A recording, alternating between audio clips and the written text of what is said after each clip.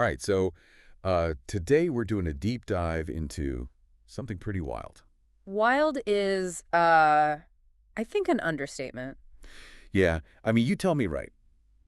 This story is set in a jungle, Oh, but it has a laundromat it does. run by monkeys. Monkeys running a I laundromat. mean, There's a lot to unpack there. what could possibly go wrong, right? Well, that's what we're going to find out. That's what we're going to find out. So the laundromat is called Banana Suds Laundry. Banana Suds. Kind of has a ring to it. Catchy. Yeah, and it's right by the Moonbeam River, in the Whispering Woods. It sounds idyllic almost. Until you get to the part with, the piles of dirty laundry. Right, because who's bringing their laundry to this jungle laundromat? Yeah, that's a good question. So, the excerpt we're looking at today, Okay. it doesn't specify, every single animal. Right. But it does mention, Ellie the Elephant. Oh, Ellie the Elephant. Yeah, and Pepper the Skunk. Of course, Pepper the Skunk. Natural. Well, you got to have a skunk at a laundromat, right? So you've got to have a skunk at a laundromat. Yeah, So we know at least those two are customers. But it does kind of raise the question. Yeah. What other animals are bringing their laundry to this place? Right. Are we talking lions and tigers and bears? Oh, my. Yeah. Are we talking a whole pride of lions showing up with a mountain of laundry? Yeah, with a giant, lion-sized bed sheet. Right. Or maybe a flock of parrots with their brightly colored feathers all needing a delicate wash. Oh, that's a good one. Yeah, because you don't want the colors to run. Exactly. You'd have a real mess on your hands if those feathers started bleeding. So, okay, let's get back to the monkeys running the place because, they're the real stars of the show here. Absolutely. So we've got Mama Mongo, who's the brains of the operation. The manager. Yeah, she keeps everything running smoothly. Efficient. Super efficient. Then there's Papa Coconut, Okay. who's the muscle, he handles the heavy lifting. The brawn. The drying, he's got a special technique for that. We'll get to that later. Oh, I'm intrigued.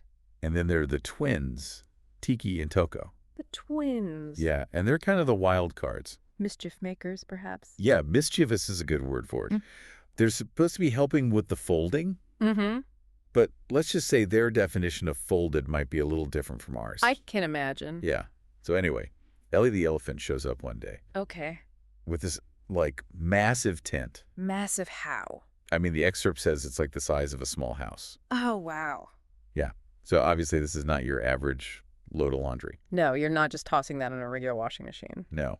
So Mama Mongo, she's okay, we need to break out the jumbo spin cycle for this one. The jumbo spin cycle, what does that even entail? Well, it's quite a sight to behold. Okay. So you've got a team of turtles scrubbing the tent with their shells. Okay. You've got schools of fish creating these giant bubbles. Yeah. And then Papa Coconut, he comes in, he swings from a vine. Yeah. Grabs the tent and flings it out over the river. Wow. To dry. And it billows in the wind like a giant banner. It sounds impressive. Yeah, it's pretty epic. But talk about a lot of work for one tent. Yeah, it makes you wonder how often Ellie the Elephant needs to wash this thing. Right, and is this a regular service that Banana Suds offers? Yeah, good question. Because, how many other animals have giant tents that need cleaning? Exactly.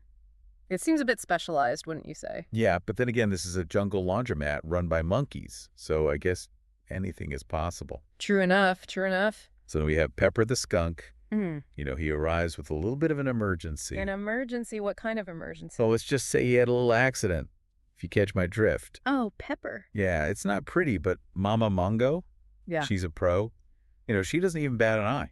She's seen it all. She's seen it all. So she immediately whips out a clothespin. A clothespin? Yeah, for his nose, to block the smell. Oh, right, of course. And then she throws the offending garment into the washer.